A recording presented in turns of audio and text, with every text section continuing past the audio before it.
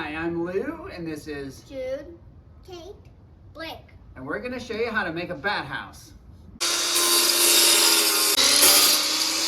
Here are all the sides of the bat house we're going to put together, but this is very smooth and bats need a rough surface to grab, so we're going to rough it up with this.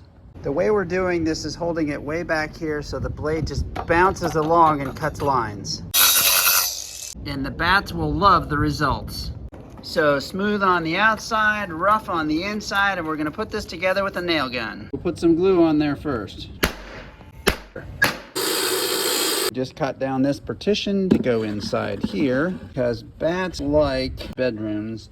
They're only about 2 1/4 inches wide. So we're going to have one here, and then they can get in from the bottom. So here's the top view with the 2 bedrooms and a roof. The inside is all done. We're looking at this from the bottom, and we just need a floor to go in right here, which will leave an 1 1/4 inch doorway right here for them to get into that bedroom or under to that bedroom. And there it is, all done. Thanks for watching.